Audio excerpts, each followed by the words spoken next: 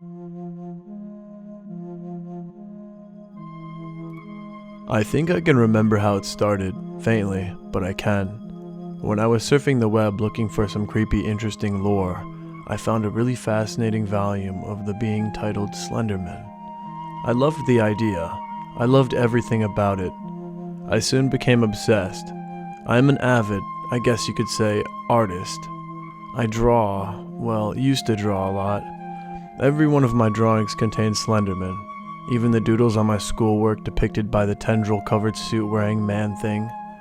I began making my own interpretations of him, my own version, my Slenderman. He was about 8 feet tall, his arms outstretched down to his knees. He had no face, just a shape of mass, almost as if someone covered their head with a tight cloth or spandex. Anyways, it was like he was my own creation, another version of myself. It was cool. Or so I thought.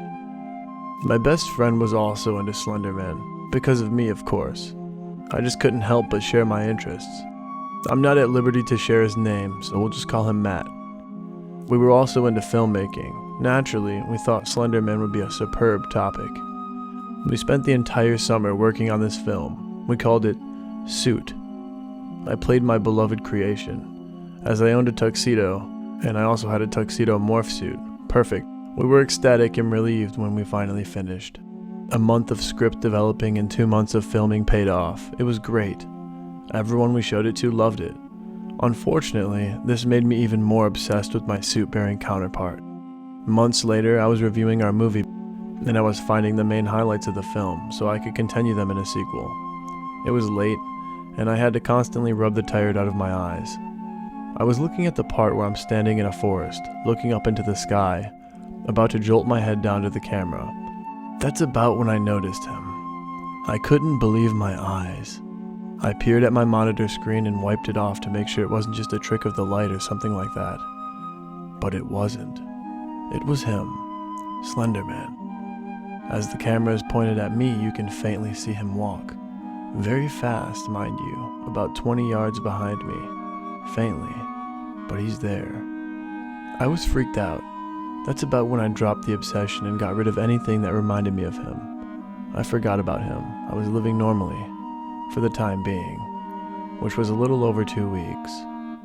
I started noticing things. Every picture I took, on my phone, camera, or any other person's camera, I saw him. In a crowd, behind a building, in an alleyway, anywhere. That wasn't the scary part. In each picture, respective to time, he'd be closer to me. For example, the first picture I noticed him in, he was about 50 or 60 feet away. A month later, about 20 feet away. And then I'd see him in person. He'd follow me. He'd show up where I was going before I got there, as if he knew what I was thinking. All the time. I'd have dreams about him. In one, I was in the same patch of woods as in the movie I made. I was dressed as him, and I was walking through the woods to get home. But I couldn't hear him behind me. Footsteps and then the darkness cast over everything as he approached. Then he got me, and I'd woken up. I forgot about it until the next night, when I remembered it and hoped I didn't have it again. I wrote it down in a dream journal so I would remember. I was writing every detail until sleep overcame me, and I had it again. But this time he talked to me. I couldn't make out what he said though. And then I woke up. I was so happy it was just a dream. But it wasn't. I turned over to write in my journal, and to my horror, the dream I had previously written down was circled and crossed out with 2 lines, like an X. Underneath it, it said the following: I am what you are. I am what you aren't. I am what you hate. I am what you love. I'm always near. I'm always below. I'm always here. I'm always above. But don't run away, for I will pursue. I'm the man in the suit, coming to get you. After I read this, I was petrified. I just stayed in my room. I didn't move, eat, sleep, or anything.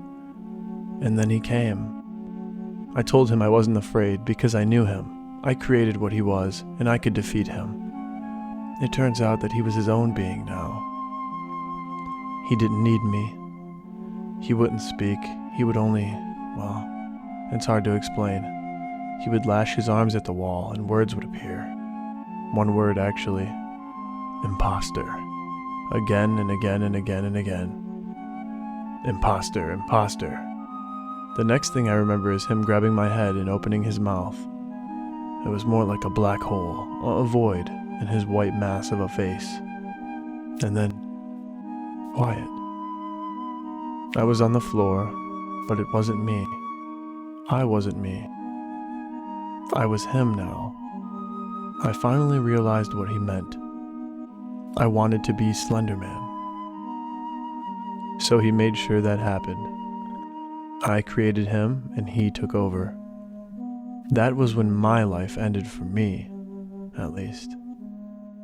But I don't mind this new life. I've gotten used to taking people.